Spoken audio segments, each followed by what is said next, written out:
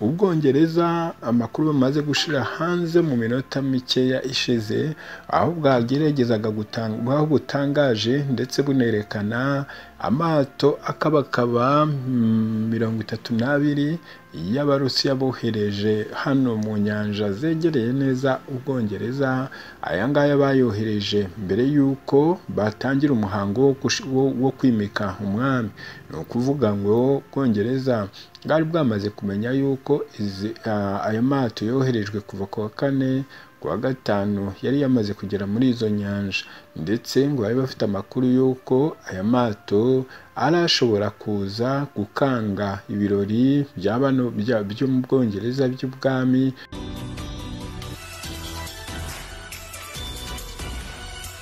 Suhuje nanone nguhaye ikaze kuri Rwanda Paparazzi TV, ni Very Frank nk'uko bisanzwe. Ikaze kuri mwese abo tugiye kuba turi kumwe namwe muri aya makuru, ndetse tugakomezanya kugeza tuyasoje. Ntimuve kuri Paparazzi muhagume, ubundi turusheho kujyana 5 kuri 5. Niba bamaze kuhagera ndetse ukaba witeguye ko tubana mu makuru, Uwiteka kumpere umugisha.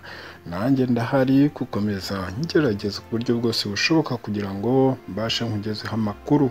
Niba uri umusangwa ukaba dusanzwe tubana mu makuru hano, mwageze ufata iyo link noneho uyisharinge ku nshuti zawe aho ziherereye hose.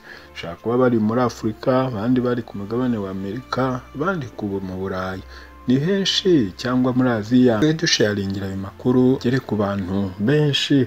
Reka twihute cyane tubanze turebe Ubwongereza amakuru bamaze gushira hanze mu minota mikeya ishize, aho bwageragezaga aho butangaje ndetse bunerekana amato akabakaba 32 y'Abarusiya bohereje hano mu nyanja zegereye neza Ubwongereza.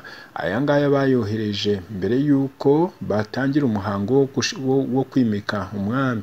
Ni ukuvuga ngo Ubwongereza bwari bwamaze kumenya yuko aya mato yoherejwe kuva ku wa kane, ku wa gatanu yari yamaze kugera muri izo nyanja, ndetse ngo bari bafite amakuru y'uko aya mato arashobora kuza gukanga ibirori byo mu Bwongereza by'ubwami, noneho bakaba banabisubika cyangwa se hakagira ikindi kintu gishobora kuhaba.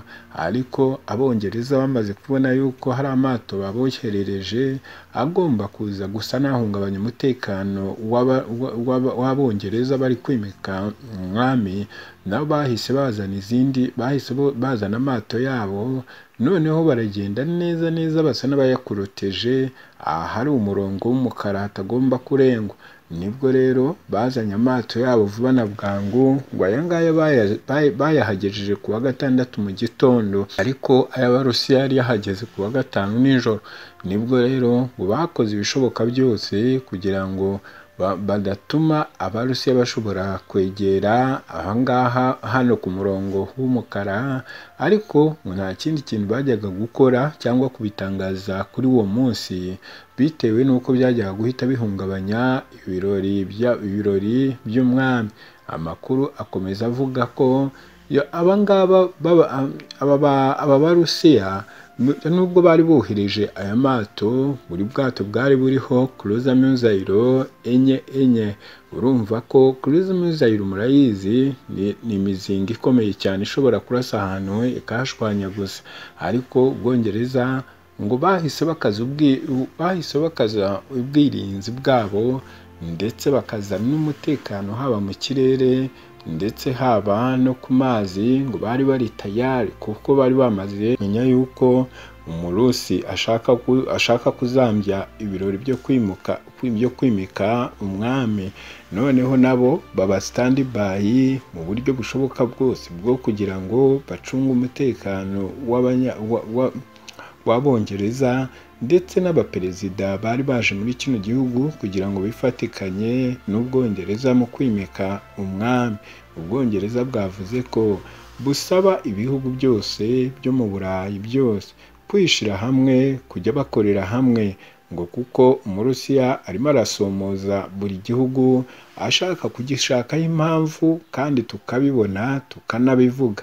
Na rero mwakabaye namwe mwese b'abazungu muri mu Burayi mugerageze murebe ukuntu dushobora gukomeza kwihuza, noneho tugasa n'aho turi umuntu umwe, tubasha guhangana neza n'uyu mugabo w'Umurusiya. Bitabaye ibyo sha araturindimura bimwe bikomeye cyane. Aya makuru bayashize hanze ubu nyuma y'iminsi ibirori birangiye, ngo banze kubivuga kuri uriya munsi kuko bari babimenye ngo bitaza guhungabanya ibirori byari biri kubera mu Bwongereza.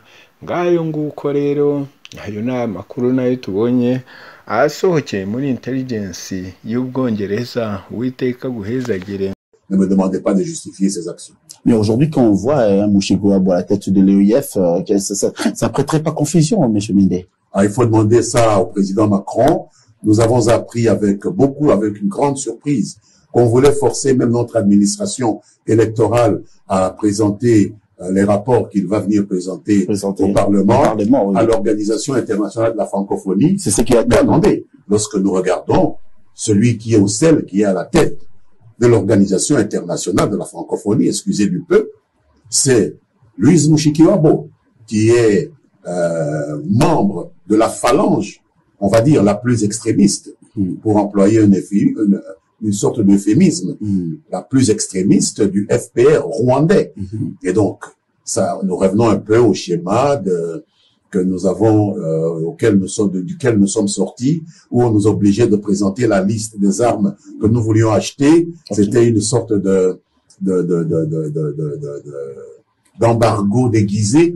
Donc, on veut nous mettre sous la coupe de l'ennemi qui nous agresse. Donc, présenter notre liste à une organisation internationale de la francophonie dirigée par une phalangiste rwandaise, c'est nous amener à présenter à Kagame la liste de nos électeurs, comme lui demander de contrôler nos élections. Nous ne pouvons pas conseiller, moi comme législateur, je ne peux pas, je me refuse à conseiller au gouvernement de mon pays d'adhérer à ce schéma-là, de présenter la liste de nos électeurs ou les rapports de l'administration électorale à une organisation internationale dirigée par une phalangiste pro-Kagame. Ça, en tout cas, je ne l'accepte pas et c'est le point de vue de grande majorité d'élus au Parlement. Ah là, vous le dites, mais vous ne l'avez pas la décision. Vous n'avez pas la décision. C'est le gouvernement qui Et qu'est-ce que le gouvernement pense à ces sujets? Bien sûr, je parle ici pour que le gouvernement puisse inciter le gouvernement la température. Je dis au gouvernement qu'il faut éviter cela. Ça, c'est mon rôle. Moi, je n'ai pas à décider. C'est au gouvernement à décider, mais nous nous opposons catégoriquement à ce qu'une phalangiste de Kagame puisse contrôler, ne fût-ce que de manière même symbolique, le processus électoral en République démocratique du Congo, puisque c'est notre agresseur. On ne peut pas lui donner cette possibilité-là de le faire.